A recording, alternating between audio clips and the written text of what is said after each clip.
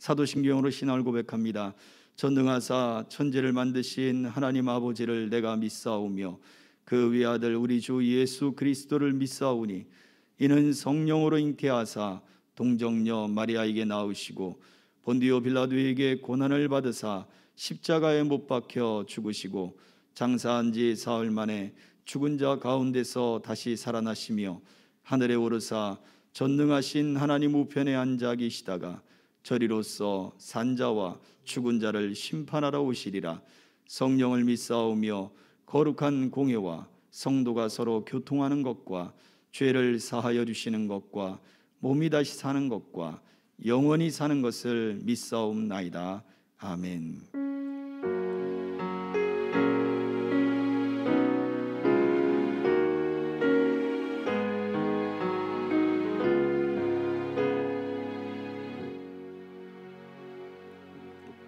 마태복음 5장 3절 4절 함께 읽겠습니다. 시작.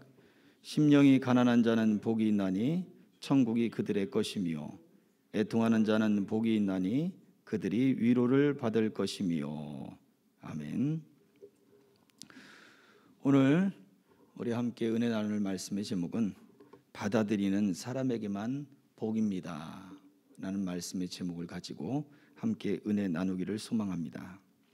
우리가 지난주에 하나님의 보호가 필요한 사람, 그리고 또 하나님 없이는 못 사는 사람, 그리고 하나님 앞에 자신을 낮추는 사람, 완전히 낮아짐을 내어놓는 사람, 그 사람에게 하나님이 천국의 복을 허락하신다라고 하는 말씀을 나누었었죠.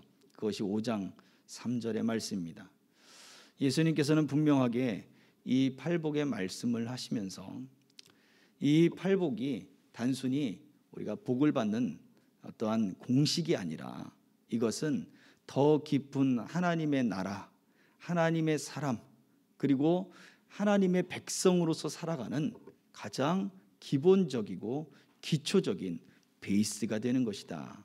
그래서 가장 기본적인 계단, 하나님의 집에 올라가기 위한 기본적인 계단, 바로 그 계단을 이야기하는 것이다 라는 말씀을 나누었었습니다.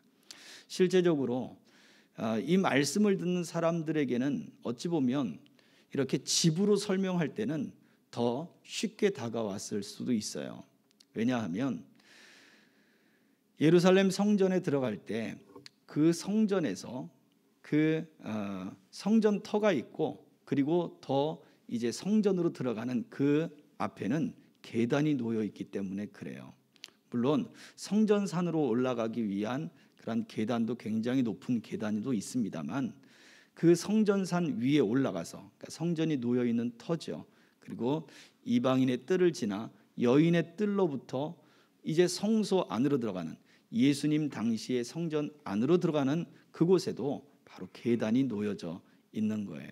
그래서 이 제사장의 뜰이라고 하는 여인의 뜰로부터 제사장의 뜰, 바로 하나님을 섬기는, 가까이서 하나님을 섬기는 사람들이 하나님의 계시는 그 성전 안으로 들어가는, 바로 그 들어가기 위해서 그 계단을 올라가야 되는데, 그것처럼 마치 이 팔복의 말씀이 바로 그러한 기초가 되는 것임을 말해주고 있습니다. 그래서 가장 기초가 뭐냐? 우리는 하나님의 나라를 바라보고 하나님의 나라의 백성이 되는 바로 그러한 믿음을 가지고 있어야 된다는 것이죠. 여기에서 필요한 것이 하나님밖에는 나를 도울 자가 없습니다. 나에게는 하나님밖에 없습니다. 나의 도움은 하나님밖에 없습니다. 주님, 하나님의 도움이 없으면 나는 살 수가 없습니다 라고 하는 사람들에게 하나님의 복이 임한다 라는 것입니다. 천국의 복이 바로 그러한 사람들에게 주어지는 것이다 라는 것입니다. 실제적으로 이스라엘 백성들이 역사 속에 하나님 외에 나를 도울 자가 없습니다 라고 하는 신앙을 잃어버렸던 것이 사실이죠. 그리고 예수님이 오시기 전에 그 잃어버린 그 400년 동안, 영적 침체기 동안 이들은 수없는 우상과 수없는 자기들의 정치적인 그런 어떠한 세력들과 그리고 그러한 것들 속에 제사장직이건 뭐 하나님을 섬기는 그 일들이건 돈으로 주고 사고, 그리고 살육과 피로써 그것들을 쟁취해내는 바로 그러한 역사가 그 400년 동안에 이어졌다는 거예요. 단순히 하나님 없으면 우리는 살 수가 없습니다라고 하는 신앙이 완전히 묻혀져 버린 거죠. 이것이 정치 속에, 그들의 신앙 속에 다른 우상들을 섬기고 그 어떠한 세력들과 손잡고 하는 그러한 일들이 파란만장하게 그 400년 동안 이어지게 되는 것입니다. 그렇습니다.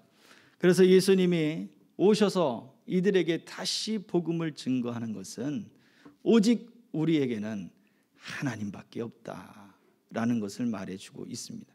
특별히 이 말씀이 북쪽에 있는 갈릴리 지역에서 이 말씀을 증거하게 됐잖아요. 그 갈릴리 지역은 결국 예루살렘으로부터 어떤 종교적 자부심이 있고 또 자긍심이 있고 하는 그러한 사람들로부터 멸시를 받는 지역이란 말이죠. 변방의 도시들이고 또 그 변방의 도시들에서 무슨 선한 것이 날 수 있겠느냐라고 하는 그러한 개념들을 가지고 있었습니다. 아주 무시를 하는 거예요. 사마리아 지역은 더 무시를 하는 거고, 사마리아보다 더 위에 있는 거기에는 신앙의 정책상 그리고 어떤 그 정치적인 정책상 바로 그 갈릴리 그 북쪽에 있는 그 지역에 유대인들 그들을 정착시키기 위해서 신앙을 가지고 있는 사람들을 보내기도 했어요. 그래서 갈릴리에 있는 사람들과 그리고 이 예루살렘에 있는 사람들 사이에 서로 간에 어떤 신앙적 충돌이 사실은 있었던 거죠. 그럼에도 불구하고 여전히 갈릴리 쪽에 있는 사람들, 그들은 가난한 사람들일 수밖에 없습니다. 물론 다른 지역이라고 부유하냐 그렇지는 않습니다만 그 당시에 어쨌든 경제적인 상황 속에 예수님께로 몰려든 사람들은 결국 실제적으로 그들은 가난했던 사람들이라는 거예요. 그들에게 예수님이 말해줍니다. 너희 가난한 자가 복이 있다 라고 말씀을 했어요. 하나님밖에 도울 이가 없기 때문에 그랬던 것이죠. 자, 그런데 오늘 말씀 속에서는 예수님은 더 한 단계, 한 계단 더 진행되는 말씀을 하시죠. 5장 4절의 말씀을 다시 한번 봉독하겠습니다. 시작. 애통하는 자는 복이 있나니 그들이 위로를 받을 것이며. 자, 이 애통하는 것은 영적 가난에 대한 애통인 것이죠. 이 말씀은 결국 자기 자신에 대한 회개와 그리고 자신의 상태에 대해 관련된 말씀인 것입니다. 그래서 자신의 심령이 지금 메말라 있습니다. 하나님밖에는 나는 도울 뿐이 없습니다. 아무도 주님 나를 도와주려 하지 않습니다. 모든 도움이 끊겼고 내가 지금 외롭고 두렵고 내 마음이 지금 슬프고 내 마음이 지금 파괴되었습니다. 내 마음의 방향을 잃어버렸고 부서졌고 가난해졌습니다 라고 하는 그 상태, 그 고백에서 머무를 것이 아니라 어디까지 들어가야 된다고요? 애통하는 자의 자리로 나아가야 된다라고 한 계단 더 예수님이 말씀을 하고 있는 것입니다. 심령이 가난한 자가 복이 있다. 만약 그 가난이 이러한 자신에 대한 고백이라면 애통은 바로 그 자리에 나가, 고백의 자리에 나가 이제는 몸부림치는 그런 액션을 이야기해 주는 것이겠죠. 예수님은 마태복음 4장 17절에 바로 그러한 회개하는 자들을 찾으시는 거예요. 이렇게 말씀하셨습니다. 같이 읽습니다. 시작. 이때부터 예수께서 비로소 전파하여 이르시되 회개하라 천국이 가까이 왔느니라 하시더라. 그렇습니다. 우리가 가난해졌다면 내 마음이 파괴되고 우울하고 낙심되고 또 내 심령이 그렇게 처참한 환경에 놓여 있다면 그렇다면 우리는 어떻게 되느냐? 회개하라 천국이 가까이 왔느니라. 애통하라 천국이 가까이 왔느니라 라고 말씀하시는 그 주님의 음성을 듣고 바로 그 애통하는 자의 자리에 나와야 된다라는 것을 말해 주고 있습니다. 그래서 오늘 이 첫 번째 이 말씀 속에서 우리가 기억해야 할 것은 자신의 신앙을 고백하는 것만이 아니라 애통하는 자의 자리로 나아가야 된다. 그것이 무엇이냐? 이 애통하는 것은 단순히 탄식하는 것을 이야기하지 않습니다. 이 애통하는 것은 첫 번째, 하나님과 나 사이를 갈라놓는 그러한 죄 그리고 불의, 바로 그런 것에 대하여 애통하는 거예요. 아픈 거죠. 애통하다는 말 자체가 죽은 사람을 위하여 애도한다라고 하는 그러한 의미를 가지고 있어요. 심각한 충격이죠. 내가 사랑하는 이를 갑자기 잃어버리게 된 거예요. 바로 거기에 대한 충격과 슬픔, 바로 그것이 애통하는 것이죠. 그런데 이러한 윤리적이거나 어떤 도덕적인 개념에서의 애통이라기보다 우리가 가져야 할 가장 중요한 애통하는 자리라고 하는 것은 하나님과 나 사이를 갈라놓은 것, 그 죄와 그리고 그 불의에 대하여 우리가 과연 애통하고 있느냐라고 하는 질문을 던져야 하는 것입니다. 이사야 59장 2절은 이렇게 말씀을 하고 있습니다. 다 같이 오직 너희 죄악이 너희와 너희 하나님 사이를 갈라놓았고 너희 죄가 그의 얼굴을 가리어서 너희에게서 듣지 않으시게 함이니라. 그렇습니다. 우리의 죄와 우리의 불의가 하나님과 우리 사이를 갈라놓고 있다. 하나님이 왜 나를 멀리 하십니까? 그것이 아니라 내 불의가, 내 죄가 하나님과 우리 사이를 갈라놓고 있다. 이사야는 더 나가서 12절에 이렇게 이야기를 합니다. 59장 12절 다 같이 이는 우리의 허물이 주의 앞에 심히 많으며 우리의 죄가 우리를 쳐서 증언하오니 이는 우리의 허물이 우리와 함께 있음이니라. 우리의 죄악을 우리가 아나이다. 그렇습니다. 이사야가 그 백성들을 위하여 고백하며 하나님 앞에 애통하며 기도하는 그 애통의 자리에는 하나님, 우리의 허물이, 우리의 죄가 그렇게 지금 우리 앞에 너무나 많습니다. 우리의 죄가 하나님 앞에 우리 자신을 쳐서 지금 증언하고 있습니다 라고 고백을 하고 있다는 거예요. 백성을 향한, 그리고 자기 자신을 향한 하나님 앞에 그러한 고백, 이사야 선지자는 그 애통하는 자리가 바로 하나님과 멀어진 그 죄, 그리고 하나님 앞에 정의롭지 못하고 의롭지 못하고 불의한 그 죄들에 대하여 애통하고 있는 것입니다. 애통하는 자가 복이 있다라고 하는 걸 때 우리가 그냥 슬퍼서, 아니면 우리가 지금 내 생활이 너무 비참해서 그렇게 울고 그렇게 탄식하고 그렇게 아파하고 그 자리에서 일어나 우리는 왜 우리가 그렇게 비참한 자리에 들어가게 되었는가? 왜 어디서부터 하나님과 내 사이가 갈라졌는가에 대한 근본적인 바로 이 신앙의 물음의 자리로 나아가야 된다는 거예요. 그래서 심령이 가난한 자, 하나님이 도와주시지 않으면 내가 살 수 없습니다. 하나님의 도움 없이면 나는 살 수 없습니다 라고 하는 사람이 하나님과의 관계의 자리로 나아가야 된다는 거예요. 그게 애통하는 자의 자리로 간다는 의미가 되는 것입니다. 이 애통은 두 번째, 사람들이 자랑하던 자기의에 대한 애통이어야 합니다. 자기의.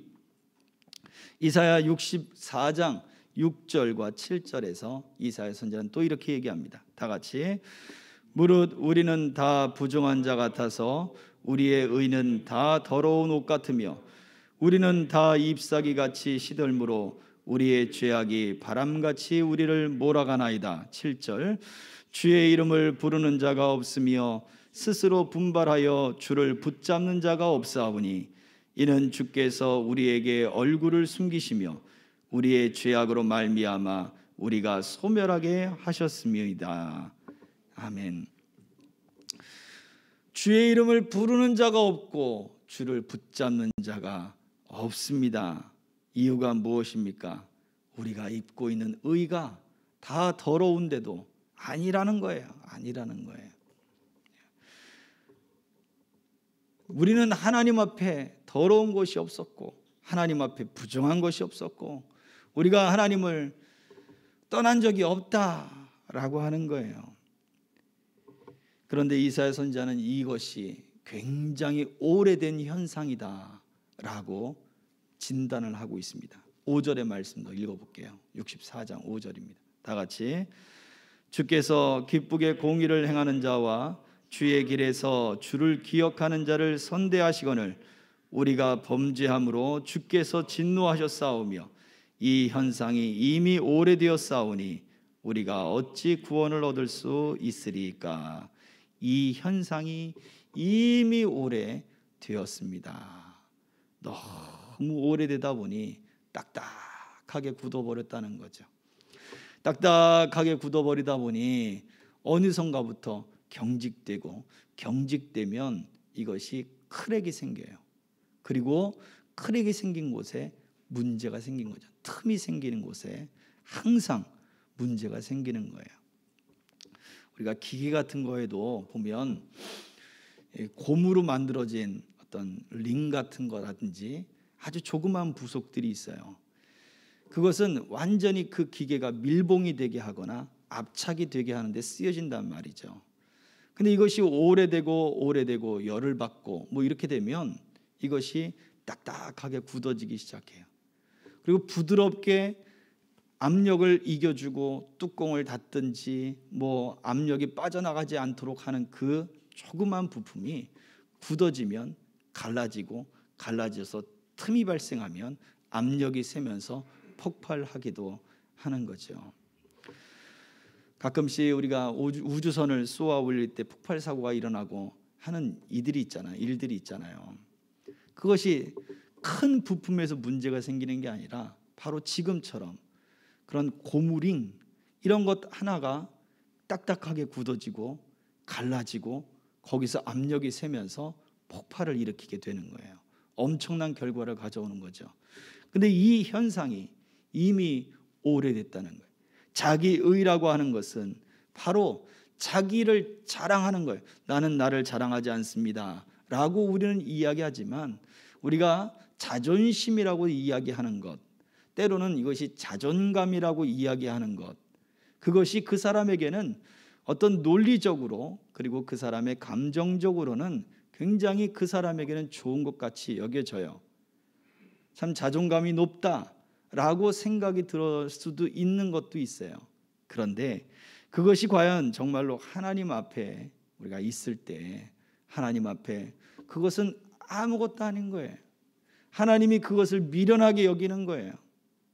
하나님이 그것을 아주 그냥 티끌처럼 불어버리는 거예요. 하나님 앞에는 자존심이 없어야 되고 하나님 앞에는 자존감이 없어야 되는 거예요. 오직 우리가 가져야 할 자존감이 있다면 그것은 나는 하나님의 사람이다 라고 하는 것밖에 없어요. 하나님 없으면 나는 살 수가 없습니다. 이것이 우리가 내세워야 할 자존심이며 자존감이 될 수 있는 거예요.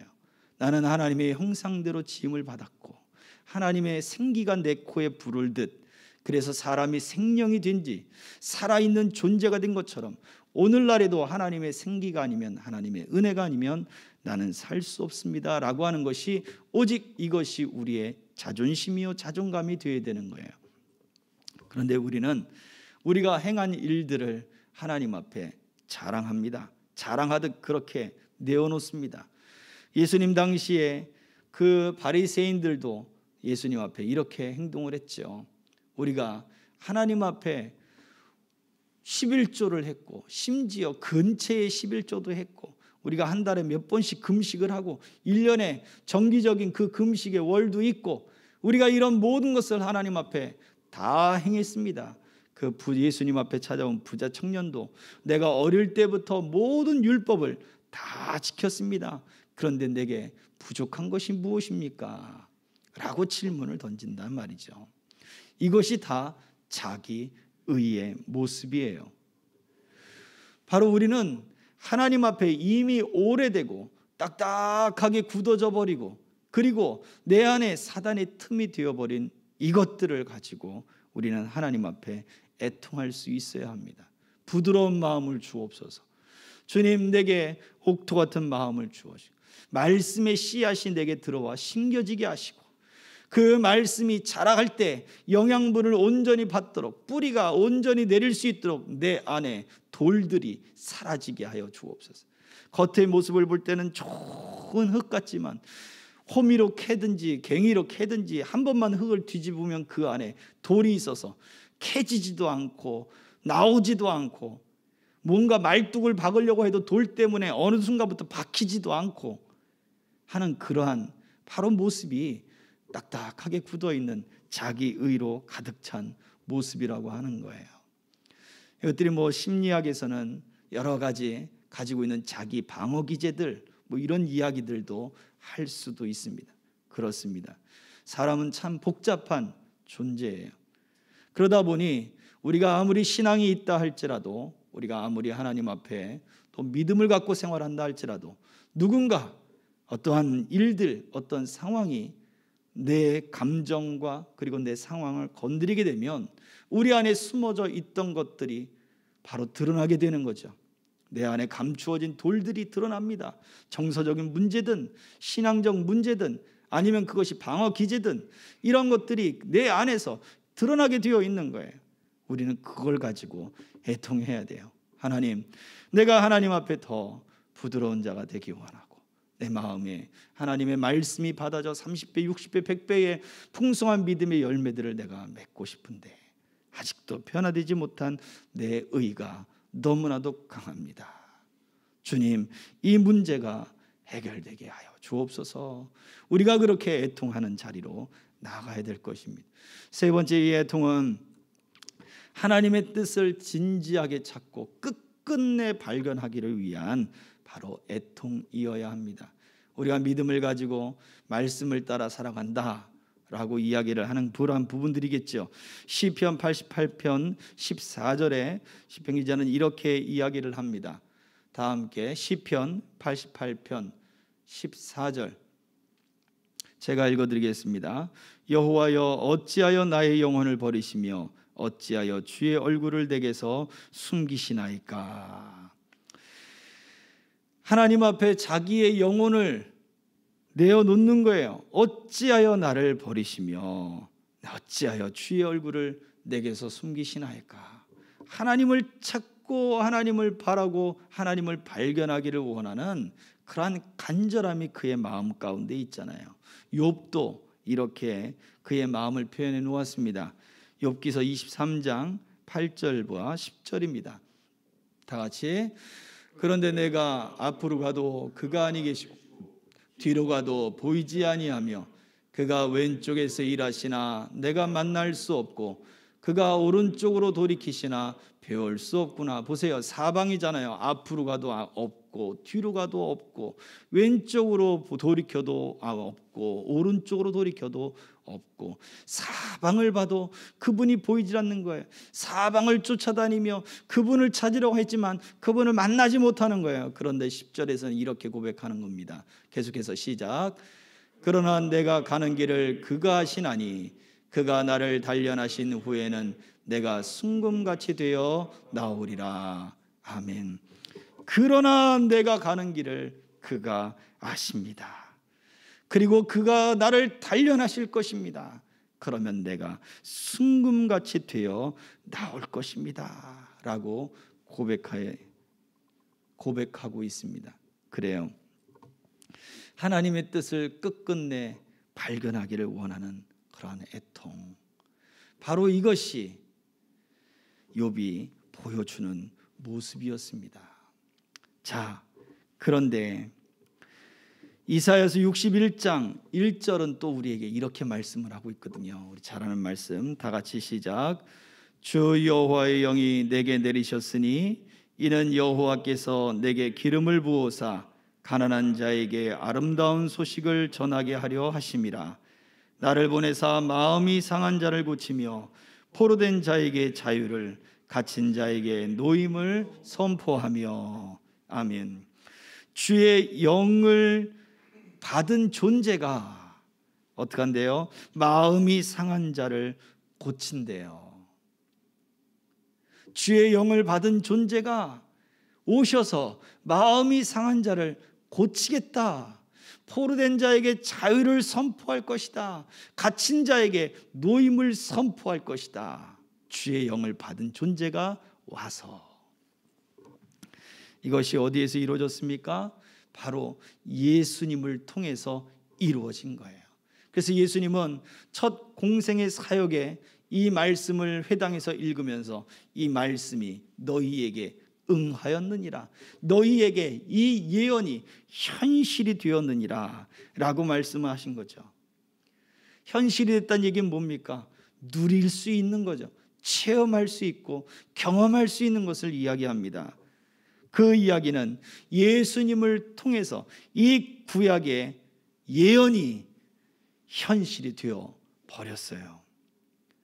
여기에 있는 마음이 상한 자, 이 단어를 히브리어잖아요, 구약 성경은. 그런데 히브리어를 헬라어로 번역한 70인 성경에는 바로 애통하는 자, 오늘 마태복음 5장 4절에 이야기하고 있는 애통하는 자가 복이 있다라고 하는 그 애통하는 자와 동일한 단어로 기록해 놓았습니다. 그래서 무엇을 말해줘요? 주의 영을 받은 존재가 와서 마음이 상한 자, 즉 애통한 자를 고칠 것이다. 애통한 자에게 복이 있다는 이야기는 결국 무슨 얘기입니까? 주의 영을 가지신 존재가 우리에게 올 것인데 그 영을 가진 그 존재를 믿음으로 받아들이는 자가 복이 있을 것이다 라고 말해주는 거예요. 그래서 오직 복음 예수 그리스도를 이 땅에 보내신 하나님의 그 사랑, 애통하는 자를 도우실 수 있고 고치실 수 있는 그분, 주의 영으로 이 땅에 오신 예수 그리스도를 믿음으로 받아들이는 자만이 바로 복이 있다라는 것입니다. 예수님이 이 땅에 오신 것이 인생의 전환점이죠. 삶의 전환점입니다. 그래서 역사는 우리들에게 before Christ, 예수님 이전의 시대와 그리고 도민의 예수님 이후의 그 시대를 나누고 있는 거죠. BC와 AD로 역사의 기준점, 전환점을 구분해 놓았어요. 예수님의 이전 시대와 예수님의 이후 시대.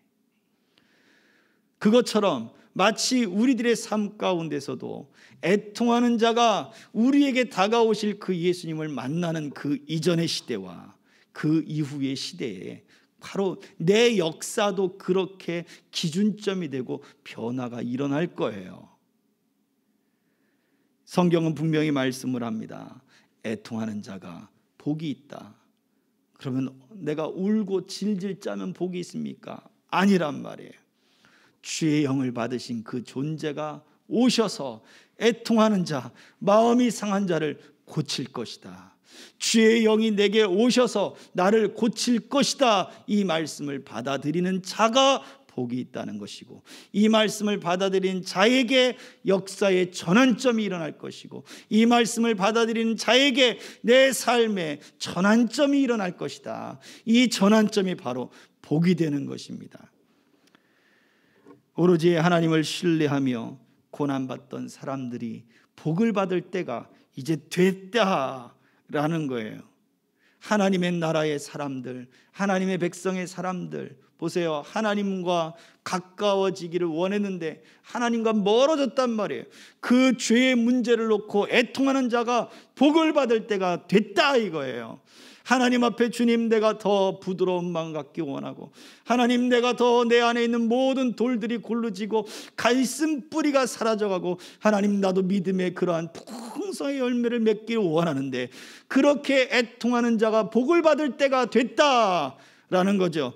또 무엇입니까? 내가 하나님의 뜻을 쫓아, 말씀의 뜻을 쫓아, 하나님의 진리의 뜻을 쫓아 내가 지금 주님 살아가고 있습니다. 주님 나를 붙잡아 주시고 내게 진리의 빛을 주시고 하나님의 그 뜻을 더 깊이 깨달아 알게 하여 주시고 하나님이 기뻐하시는 길로만 내 인생을 살아갈 수 있도록 주여 나를 도와주소서 하고 애통하는 자가 복을 받을 때가 됐다 이거예요. 지금 이 전환점이, 삶의 전환점이 우리들에게 주어져 있습니다. 그러나 오직 믿음으로 받아들이는 자에게만 주시는 것입니다. 말씀을 정리하겠습니다. 예수님께서는 마음이 상한 모든 자를 고치러 오셨습니다. 마음이 상한 자는 애통하는 자요. 애통하는 자는 하나님과의 사이를 갈라놓은 그 죄와 불의를 위하여 애통하는 자요. 자기 의를 내어놓고 그리고 딱딱하게 굳어져 버리고 틈이 갈라져 버리고 그 풍성한 열매를 맺지 못하는 그 자신 때문에 애통하는 자요. 또한 하나님의 뜻을 끝끝내 발견하고 하나님 뜻대로 끝끝내 그 모든 것들을 성취하기 위한 사람이 바로 애통하는 사람입니다. 이러한 사람들이 오늘 애통하는 자가 복이 있다, 마음이 상한 자에게 복을 받을 때가 됐다, 내가 너희들에게 현실이 될 것이고 내가 너희들에게 이 구원의 약속이 오늘 너희들의 삶에 경험될 것이다 라고 선포되는 그 말씀을 믿고 복음으로 받아들이는 사람들에게 바로 하나님이 약속하신 우리 예수님으로 말미암는 복이 임할 것입니다. 미래가 있을 것이고 소망이 있을 것이고 슬픔이 사라질 것이고 기쁨이 넘쳐나게 될 것입니다. 이것을 예수 그리스도를 바로 믿음으로 받아들이는 것, 구약에 예언된 그 말씀이 내게 현실이 되는 것, 오늘도 멀리 볼 거 없어요. 오늘도 이 말씀이 내 삶에 경험이 되어지는 것, 바로 그것이 우리 신앙의 성장의 원리가 되는 것입니다.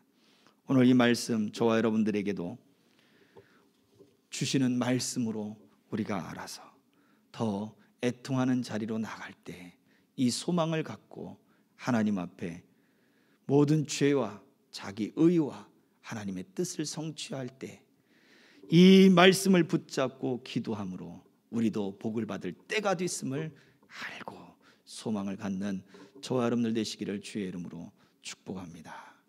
아멘. 이 시간 우리 같이 함께 찬양하고 함께 기도하겠습니다.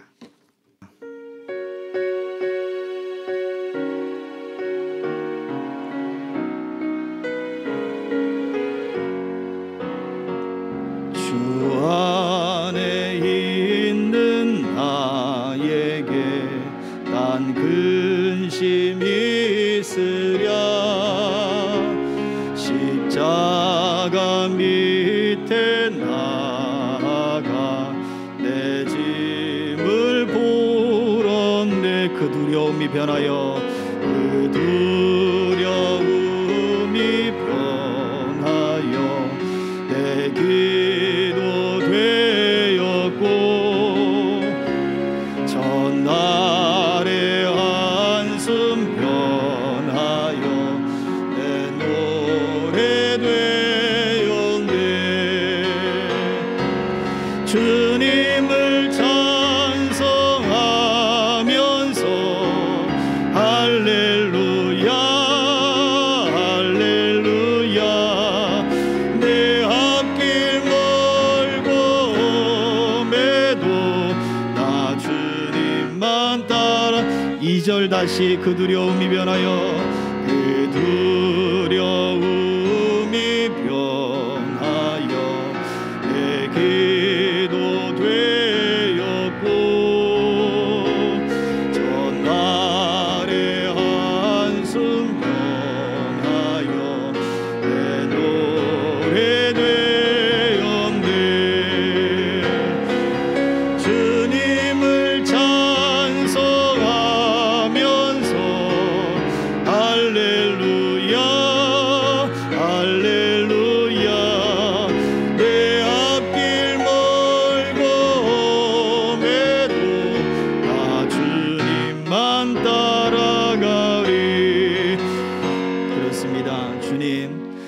안에 있는 나에게 근심이 없는데 오직 예수 그리스도의 이 은혜를 받지 못하고 주님 이 말씀을 받아들이지 못하고 나의 의만 내세우고 주님 내가 행한 일들만 주님 앞에 떳떳하다 주여 원망하던 우리의 모습을 용서하여 주옵소서. 주님 내 안에 있는 모든 죄와 불의와 아버지 하나님 주님 앞에 딱딱하게 굳어져 버린 모든 자기의 의들이 다 예수의 이름으로 사라지게 하여 주시고 오직 하나님의 말씀과 그 은혜를 쫓아 오늘 이 복음의 말씀이 내 안에 받아들여지게 하시고 아버지 하나님 앞에 내 모든 것들이 내어져 놓게 하여 주셔서 하나님 우리에게 약속하신 이 은혜의 복들 기쁨의 복들이 주님 넘치게 하여 주시옵소서. 우리 같이 기도합시다.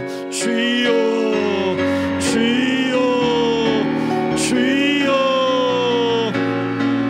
아버지 아버지 아버지 아버지 주님의 뜻과 은혜를 쫓아 살아가는 주의 성도들 하나님 한 사람 한 사람 주님 붙잡아 주시고 주여 인도하시고 역사해 주시기를 간절히 원합니다. 아버지 하나님 주여 주여 주여 주여 주여 주여 주여